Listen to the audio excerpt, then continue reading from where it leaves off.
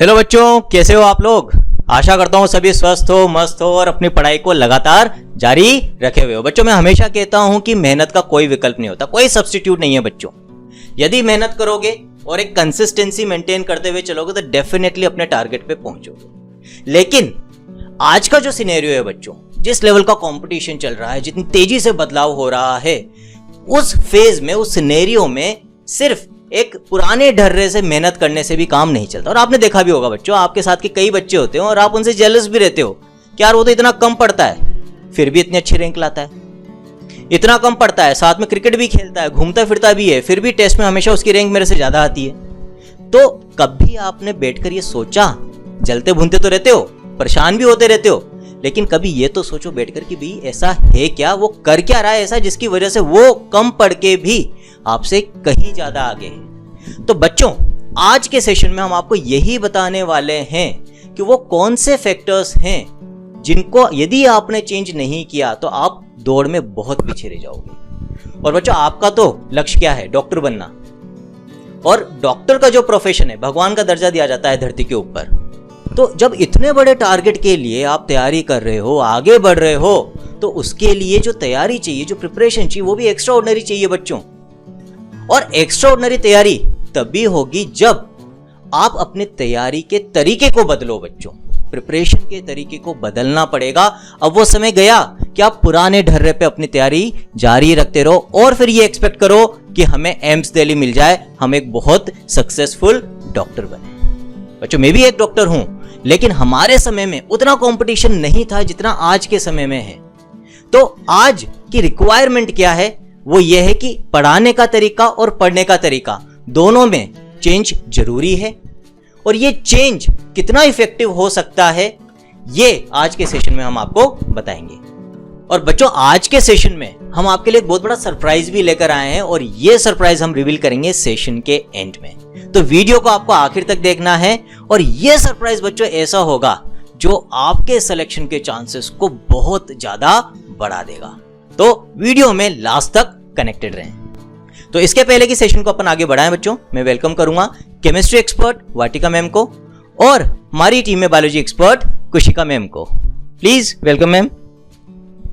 तो मैम, जैसा कि आज का सेशन हम बच्चों को बताने वाले हैं, नाम ही है सेशन का दीवाना बना दे सीरीज, ठीक है। तो बच्चों, पढ़ाई उसको कहते हैं जो बोरिंग ना लगे, जिसमें आपको चीजों को रटना ना पड़े, जिसमें चीजों को एक बार पढ़ने के बाद आप भूले नहीं, ठीक है। तो क्या होना चाहिए मैम पढ़ने का तरीका? बच्चों, पढ़ने का तरीका ये होना चाहिए कि सबसे पहली चीज तो जो हमारे सामने हमें दिखता है, जिसको हम लोग विजुअलाइज कर पाते हैं, उसको हम लोग कभी भी भूल नहीं पाते। और हम लोग आपके लिए वही कुछ लेकर आए हैं कि आप हर एक कॉन्सेप्ट को विजुअलाइज कर पाएंगे, हर एक मैकेनिज्म को विजुअलाइज कर पाएंगे, जिससे कि आपको उस सब्जेक्ट की डेप्थ नॉलेज हो जाए। तो बच्चों, आपको ये चीज़ ध्यान रखनी है कि जब आप पढ़ें तो बिल्कुल कंसिस्टेंट होके पढ़ें। हमारा जो विजुअलाइजेशन है, जो एनिमेशंस के थ्रू हम लोग पढ़ाने वाले हैं, उसको अच्छे से देखें और आपको एक बार देखते ही समझ में आ जाएगा। सबसे बड़ी बात यही है बच्चों कि आप कोई भी लेक्चर सुनते हो, बोर हो जाते हो, सोने लग जाते हो, हम इतना इंटरेस्टिंग वे से आपको पढ़ाने वाले हैं कि आपको जब चीज़ें होती हुई दिखेंगी, जब आपको चीज़ें विजुअलाइज होंगी, तो आपका इंटरेस्ट अपने आप बढ़ जाएगा और आप एक बार में 1 लेक्चर, 2 लेक्चर, 3 लेक्चर आराम से देख पाओगे। बिल्कुल। अब देखो, बदलाव की बात कर रहे थे तो आज के सेशन में बदलाव दिख रहा है। गर्ल पावर, ठीक है, डोमिनेंट हो चुकी है। कुशिका मैम से एक दिन मैं वैसे बातें कर रहा था हमारे सेशन के बाद, रिकॉर्डिंग सेशन के बाद, तो पता चला कि भाई वही आप तो जानते हैं भाई, हमें बहुत समय हो चुका है, हमारे एंट्रेंस एग्जाम दिए हुए हैं, तो हम ऐसे बातें कर रहे थे कि भाई उस समय पढ़ाई का क्या तरीका था, क्या होता था। तो एक बहुत कॉमन सी चीज़ थी कि भाई घंटों एक जगह बैठ कर हम पढ़ ही नहीं पाते थे। मतलब वो होता है ना कि आप प्रेजेंट माइंडेड कब तक हो। तो एक कॉमन कंसेंसस था सभी टीचर्स का कि भाई जब भी क्लास होती थी तो बहुत गिने चुने ऐसे टीचर्स होते थे जिनकी पूरी क्लास को हम फिजिकली और मेंटली प्रेजेंट होकर देखते थे या पढ़ते थे।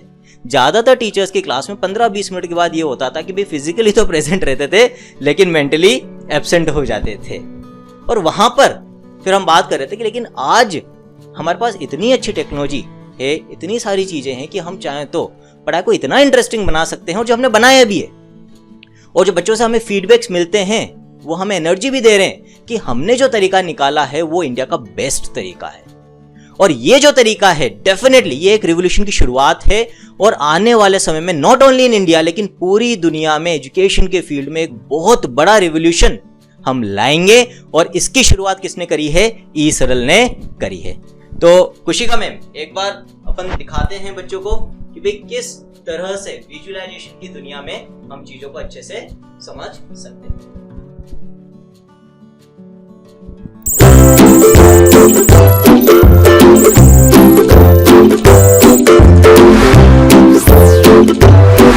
रेलवे स्टेशन में ट्रेन आती जाती रहती कि भाई साहब खड़े हुए ट्रेन का इंतजार कर रहे हैं। अब जब ट्रेन आएगी तो कुछ पैसेंजर्स भी आया, भाई देख ट्रेन आ गई। अब जैसे ही ट्रेन आती है, अब मजे की बात देखा, देखिए 2 पैसेंजर्स हैं और एक प्लेटफॉर्म पे एक पर्सन खड़ा हुआ है यहाँ पर ही। अब जब ट्रेन आ गई तो जो अंदर पैसेंजर्स है वो देखिए क्या बोलते हैं, वो बोलते हैं स्टेशन आ गया, भैया उतर जाओ, स्टेशन आ गया। और ये जो प्लेटफॉर्म पे खड़ा है ये क्या बोलेगा? ये बोलेगा ट्रेन आ गई। होता ही नहीं होता ऐसा।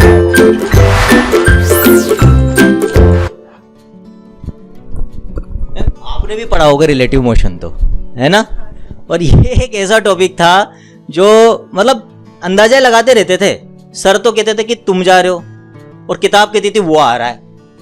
अब हम तो बस रटते ही रहते थे, फिर कैसे भी करके। भाई आप क्या करते थे मैम उसमें? मेरे को तो बहुत दिक्कत आती थी। हाँ सर, मुझे भी दिक्कत आती थी।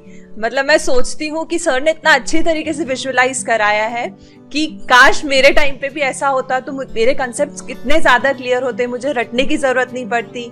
और यहाँ पे ई सरल, एज द वर्ड इज ई सरल, तो सब चीज इतनी सरलता से समझाते हैं यहाँ पे विद 100% विजुअलाइजेशन। फिर चाहे वो 9th का स्टूडेंट हो, उसे अपने कंसेप्ट पढ़ने हो, 10th का हो, 11th का हो, 12th का हो, जेई नीट, सब लेवल पे कंसेप्ट्स को बहुत ही अच्छी तरह से इसी प्रकार से एनिमेशन के जरिए क्लियर करा गया है। क्योंकि विजुअलाइजेशन से आप कोई भी चीज को बहुत अच्छी तरह से मजे लेके समझ सकते हैं। मतलब इतना अंतर आ जाता है विजुअलाइजेशन के बाद कि तब तो हम रेगुलर फिजिक्स पढ़ते थे तो भी समझ में नहीं आती थी। अब आज डॉक्टर बन गए हैं, इतना टाइम हो गया है फिजिक्स को उठाए हुए, तो भी इजीली समझ में आ रही है। This is the difference. ठीक है, इसी तरह से केमिस्ट्री देखते हैं बच्चों। तो इलेक्ट्रॉन को हम कैसा इमेजिन कर सकते हैं? फ्लोर्स जंप कर रहा है, ठीक है? तो यार अब आप फर्स्ट से अगर जंप करोगे तो 1.5 पे तो रहोगे नहीं, या तो आप फर्स्ट फ्लोर पे रह सकते हो या दूसरे फ्लोर पे। तो एनर्जी खाई तो फर्स्ट से सेकंड पे पहुंच गया, एनर्जी निकाली तो सेकंड से फर्स्ट पे आ जाएगा। 1.5 अलाउड नहीं है। मेन चीज सीखने की यही है। और एनर्जी अगर खाएगा तो 1 से 3 पे भी जा सकता है, ठीक है? टेस्टिस के अंदर कुछ सेल्स दिख रही है और ये सेल्स किसमें ट्रांसफॉर्म हो रही है? स्पर्म्स के अंदर ट्रांसफॉर्म हो रही है बच्चों।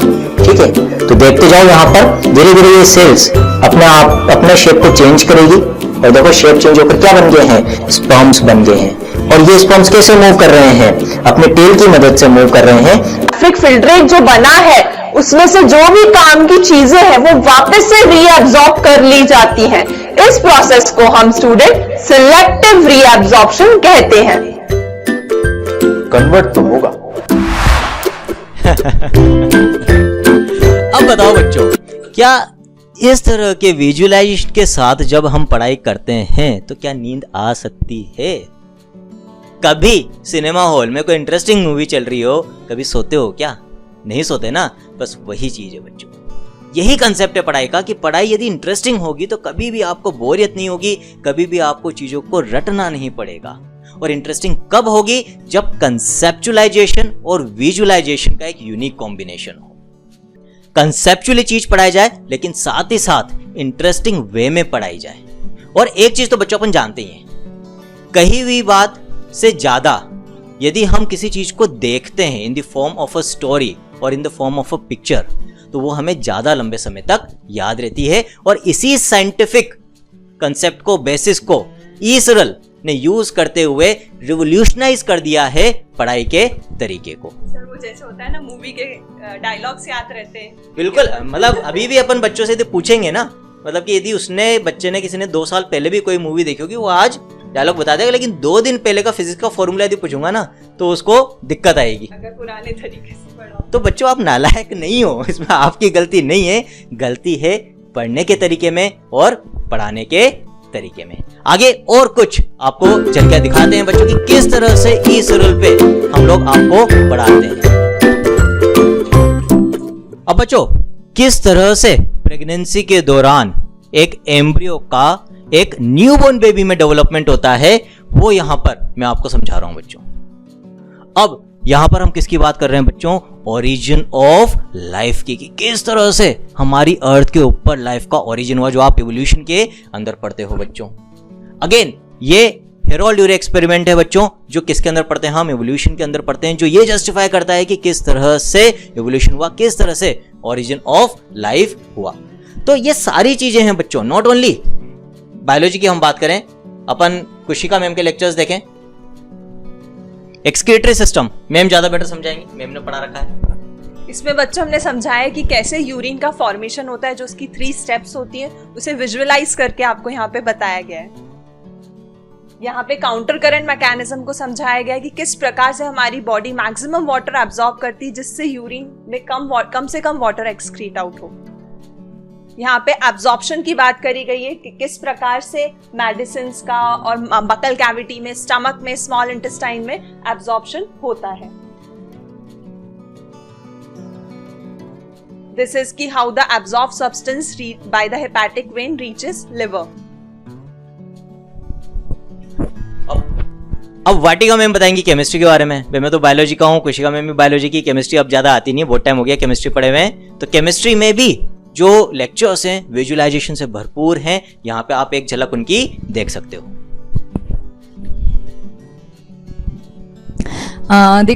देखो आपको पता ही होगा कि जो प्रतीक सर हैं वो आईआईटी बॉम्बे पास आउट हैं और ऑनलाइन टीचिंग एक्सपर्ट हैं, जो कि बहुत अच्छे से विजुअलाइज कराते हैं किसी भी चीज़ को। आप लोग यहाँ पर देख पा रहे हो, यहाँ पर उन्होंने सॉलिड स्टेट में टेट्राहेड्रल वॉइड को बताया हुआ है कि टेट्राहेड्रल वॉइड्स किस तरीके से एग्जिस्ट करते हैं।